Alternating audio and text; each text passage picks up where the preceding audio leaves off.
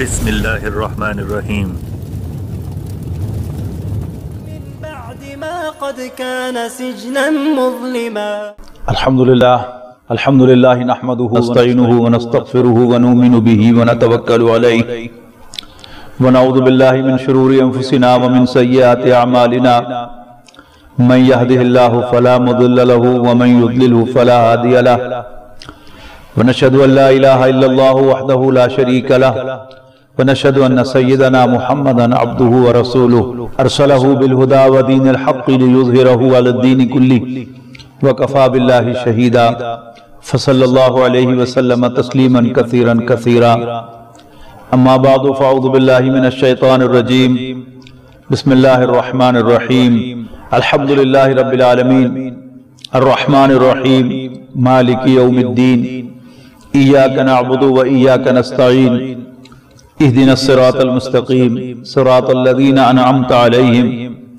غير المغضوب عليهم ولا الضالين آمین۔ قرآن مجید کی تلاوت سے پہلے حکم دیا گیا ہے کہ اذا قرأت القرآن فاستعذ باللہ من الشیطان الرجیم، جب بھی قرآن مجید پڑھو شیطان مردود سے اللہ تعالیٰ کی حفاظت میں، اللہ تعالیٰ کی پناہ میں ضرور آ جایا کرو۔ ویسے تو عام طور پر ہمارا جو معمول ہے بہت ہی غلط کام پر اعوذ باللہ پڑھا جاتا ہے، لیکن قرآن مجید کی تلاوت تو ایک بہترین عمل ہے۔ لیکن ہم آگے جا کر سورۃ الاعراف میں پڑھیں گے کہ اللہ تعالیٰ کو چیلنج کیا ہوا ہے شیطان نے کہ اگر تم مجھے انسانوں تک ایکسیس دے دے اور موقع دے دے قیامت تک کے دن تک کے لیے، تو میں یہ ثابت کروں گا کہ انسان اس مقام کا اہل نہیں۔ جب اللہ تعالیٰ نے اسے اجازت دے دی تو پھر اس نے بڑے چیلنجنگ انداز میں کہا کہ جس کو عزت دینے کے لیے تو نے مجھے راستے سے ہٹایا ہے، اب میں بھی اس کا شکار کرنے کے لیے تیرے صراط مستقیم پر مورچہ بندی کروں گا، اور پھر میں ان پر حملہ آور ہوں گا، ان کے سامنے سے، ان کے پیچھے سے، ان کے دائیں سے اور ان کے بائیں سے۔ وَلَا تَجِدُ أَكْثَرَهُمْ شَاكِرِينَ، اور تو ان میں سے اکثر کو شکر گزار نہیں پائے گا۔ تو وہ صراط مستقیم جس پر شیطان نے ڈیرا لگایا ہے، مورچہ بندی کی ہے، وہ قرآن مجید ہے۔ تو قرآن مجید پڑھنے سے پہلے اللہ تعالیٰ کی حفاظت میں آنا انتہائی ضروری ہے کہ اللہ تعالیٰ قرآن مجید کا صحیح مفہوم ہی ہمارے دل میں ڈالے اور ہمیں کسی غلط رخ پر پڑھنے نہ دے۔ بسم اللہ الرحمن الرحیم، شروع اللہ کے نام سے جو الرحمن الرحیم ہے۔ یہ دونوں الفاظ رحمت سے بنے ہیں، را ہا میم مادہ ہے۔ رحمان کے بدن پر جو صفات آتی ہیں ان میں جوش و خروش پایا جاتا ہے، اور رحیم کے بدن پر جو صفات آتی ہیں ان میں ایک دوام و تسلسل پایا جاتا ہے۔ تو رحمان کے اندر اللہ تعالیٰ کی صفت کا ٹھاٹھے مارتا ہوا سمندر ہے رحمت کا، کہ اس دنیا میں اللہ تعالیٰ نے جو دسترخوان بچھایا ہے اس سے اس کے دشمن، اس کے باغی، ایون اس کا انکار کرنے والے بھی فائدہ اٹھاتے ہیں، زیادہ فائدہ اٹھاتے ہیں۔ تو دنیا کے لیے وہ رحمان ہے اور آخرت کے لیے وہ رحیم ہے، کہ جس کو بھی وہ اپنے سائے میں، رحمت کے سائے میں لے گا تو پھر انانٹرپٹڈ تسلسل کے ساتھ وہ اس کی رحمت سے استفادہ کرتا رہے گا۔ ایک اور رائے یہ بھی ہے کہ رحمان عبرانی زبان میں اللہ کے پیرالل، جیسے انگریزی میں کیپٹل جی والا گاڈ جو ہے وہ اللہ تعالیٰ کے مقابلے میں انگریزی میں اللہ ہے، اگرچہ لوگوں کو اختلاف ہے لیکن بہرحال ایک رائے یہ ہے۔ تو عبرانی زبان میں اللہ تعالیٰ الرحمن تھا۔ الحمدللہ رب العالمین، ساری حمد، ساری تعریف اللہ کے لیے ہے جو رب العالمین ہے، تمام جہانوں کا رب ہے۔ حمد کے معنی تعریف کے ہیں، لیکن الحمدللہ کا کلمہ جو ہے وہ قرآن مجید کے نزول سے پہلے ہی سے اللہ تعالیٰ کا شکر ادا کرنے کے لیے عربوں کے ہاں مستعمل تھا، استعمال ہوتا تھا، ان کی پریکٹس میں تھا۔ یہ یوں سمجھے کہ جیسے کسی کے فیور کے جواب میں کہا جاتا یو آر گریٹ، تو کہنے کو تو وہ تعریف ہے لیکن حقیقتاً وہ شکر ہے۔ تو الحمدللہ رب العالمین، ساری حمد اللہ کے لیے ہے، رب العالمین جو تمام جہانوں کا رب ہے۔ عام طور پر رب کے معنی پالنے والے کی کیے جاتے ہیں، اور اس کی گنجائش ہے کہ جب یہ را با با کا مادہ جب ورب کے طور پہ آتا ہے، فعل کے طور پہ آتا ہے، تو اس کے معنی میں سے ایک معنی جو ہیں وہ پالنے کے بھی ہیں، لیکن جب یہ ناؤن کے طور پر آتا ہے تو اس کے معنی آقا، لارڈ، یعنی فارسی میں آقا اس کا ترجمہ ہوگا، انگریزی میں لارڈ ہوگا، اور پنجاب کی شہری زبان میں میاں، اللہ میاں کہتے ہیں ہم، پنجاب کی دیہاتی زبان میں چودھری اس کا صحیح مفہوم جو ہے وہ کیری کرتا ہے، اور سرائی کی زبان میں سائیں، سندھی میں سائیں، یہ اصل میں رب کا صحیح مفہوم ہے۔ الحمدللہ رب العالمین، ساری حمد ساری تعریف اللہ کے لیے ہے جو تمام جہانوں کا رب ہے۔ قرآن مجید کی پہلی آیت میں بھی اللہ تعالیٰ کا تعارف بطور رب ہے، اور قرآن مجید میں نازل ہونے والی پہلی آیت یعنی سورۃ العلق کی پہلی آیت، اس میں بھی اللہ تعالیٰ کا تعارف رب ہے۔ یہ ذہن میں رہے کہ قرآن مجید میں بار بار یہ بات بیان ہوئی ہے کہ لَئِن سَأَلْتَهُم مَّنْ خَلَقَ السَّمَاوَاتِ وَالْأَرْضِ، یقیناً اگر تم ان سے پوچھو کہ آسمانوں اور زمین کو کس نے پیدا کیا، لَيَقُولُنَّ اللَّهُ، تو لازماً کہیں گے کہ اللہ ہی نے پیدا کیا۔ اس کا مطلب کیا ہے کہ مکے کے کافر توحید کے ساتھ اللہ تعالیٰ کو خالق کائنات تو مانتے تھے، لیکن رب کا لفظ عربی زبان میں اللہ تعالیٰ کے لیے نہیں بنا تھا، یہ غلاموں کے آقاؤں کے لیے، مالکوں کے لیے بنا تھا۔ آج بھی آپ دیکھتے ہیں کہ فقہ کے اندر جو سرمایہ لگانے والا ہے اس کو رب المال کہتے ہیں، مال کا مالک۔ آپ کسی عرب ملک میں چلے جائیں، آپ کوئی مکان کرائے پر لیں تو مالک مکان کو کیا کہیں گے؟ رب الدار، دار کے معنی گھر اور رب کے معنی مالک، مالک مکان، لینڈ لارڈ۔ الحمدللہ رب العالمین، ساری حمد ساری تعریف اللہ کے لیے ہے جو تمام جہانوں کا رب ہے۔ اس بنیادی بات نے کہ اللہ تعالیٰ نے پہلی ہی آیت میں، قرآن مجید میں نازل ہونے والی پہلی ہی آیت میں اپنا تعارف بطور رب کروا دیا، اس نے عرب کے اندر ہلچل مچا دی، اور وہ سردار جو رب کہلواتے تھے اور اپنے آپ کو رب سمجھتے تھے، قرآن مجید نے ان کے نیچے سے کرسی کھینچ لی کہ تم مخدوم ہو، خدمت لے سکتے ہو اپنے غلاموں سے، لیکن وہ تمہارے غلام نہیں، تمہارے مملوک نہیں، وہ تمہارے خادم ہیں اور تم ان کے مخدوم۔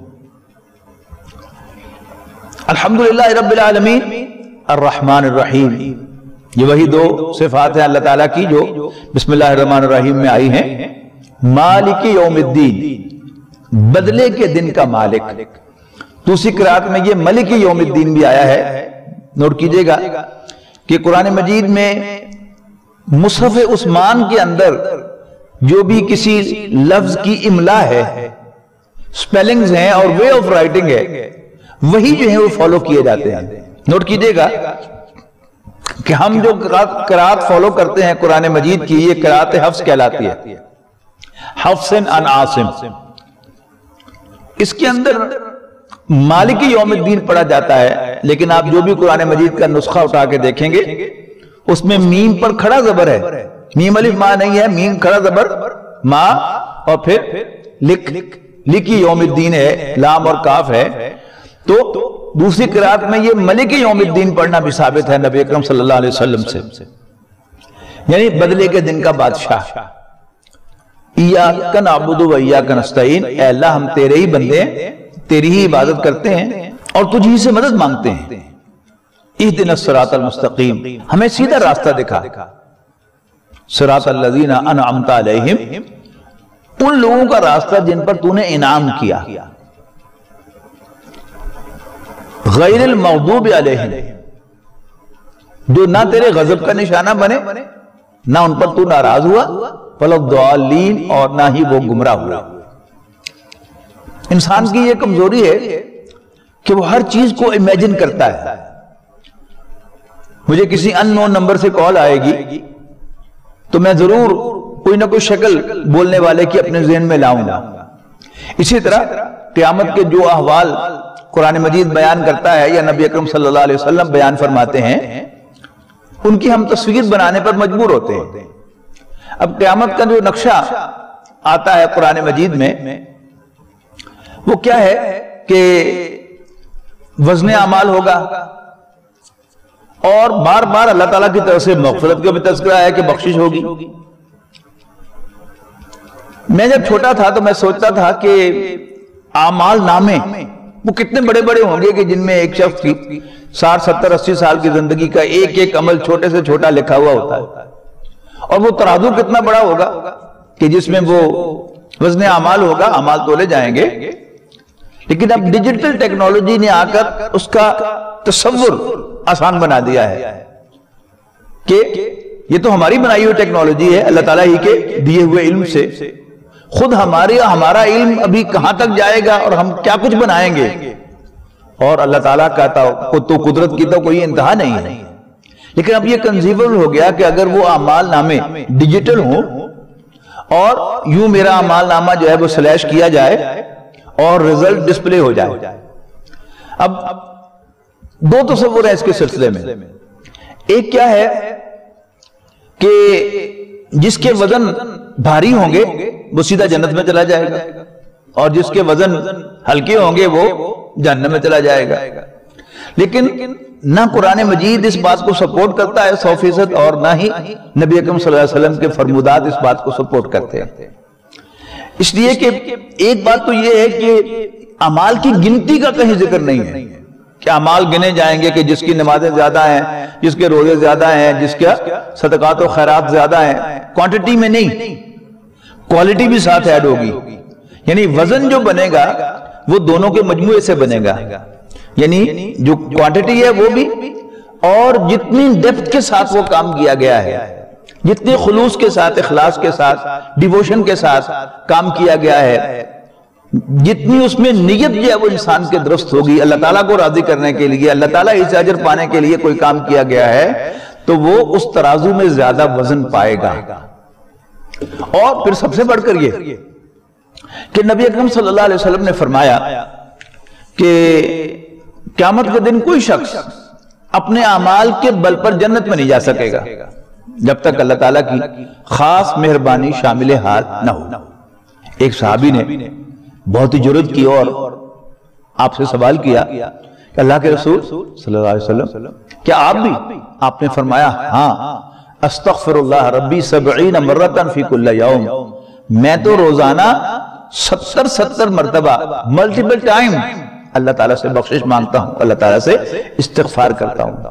تو اب پکچر کیا بنے گی کہ میرا اعمال نامہ سلیش ہوا، اور اگر تو رزلٹ ڈسپلے ہو گیا forgiven غفرا تو میرا بیڑا پار ہو گیا، اور اگر مجھے اللہ تعالیٰ کا یہ فیور نہ ملا، اس لیے کہ اللہ تعالیٰ کی بندگی کا حق ادا کرنا یہ تو کسی کے لیے بھی ممکن نہیں۔ خود نبی اکرم صلی اللہ علیہ وسلم فرما رہے ہیں کہ ما عبدنا کا حق کا عبادتک، کہ اللہ ہم تیری عبادت کا حق ادا نہیں کر سکے تو پھر ہم کس کھیت کی مولی ہیں۔ ہاں، جب اللہ تعالیٰ کا فیور ملے گا، انعام کیا ہوتا ہے؟ ایک شخص کو آپ نے ملازم رکھا اور آپ نے اس کے ساتھ ایک تنخواہ یا مزدور رکھا، اس کے ساتھ آپ نے مزدوری طے کی کہ بھی تمہیں 2000 روپے ملیں گے، اس نے کام بہت اچھا کیا، آپ خوش ہوئے، آپ نے 2200 دے دیے، 2500 دے دیے۔ اب یہ کیا ہے؟ یہ 200 اور 500 جو ہے یہ انعام ہے، یہ ویج نہیں ہے۔ تو انعام کیا ہے؟ یعنی عدل و انصاف کا تقاضا تو یہ ہے کہ اگر میں نے کوئی برائی کی ہے تو I should be punished for that، مجھے اس کی سزا ملنی چاہیے۔ لیکن فیور کیا ہوگا اللہ تعالیٰ کا کہ اللہ تعالیٰ اپنی خاص مہربانی سے مجھے معاف کر دے تو میں بخشا جاؤں اور میں سیدھا جنت میں چلا جاؤں۔ تو اہدنا الصراط المستقیم صراط الذین انعمت علیہم، اے اللہ ہم تیرے ہی بندے ہیں اور تجھی سے مدد مانگتے ہیں، تو ہمیں سیدھا راستہ دکھا۔ کون سا سیدھا راستہ؟ کیا منزل اس راستے کی؟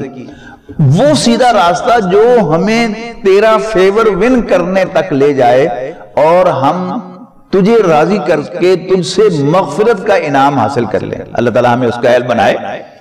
صراط الذین انعمت علیہم غیر المغضوب علیہم، جو نہ تیرے غضب کا نشانہ بنے، جن سے نہ تو ناراض ہوا वरद्दालीन, और न ही वो गुमराह। If you like the video, don't forget to like, comment and share. We will keep making good videos for you. अगर वीडियो पसंद आई तो लाइक, कमेंट और शेयर करना न भूलें। हम आपके लिए अच्छी वीडियो बनाते रहेंगे। If you like the video, don't forget to like, comment and share.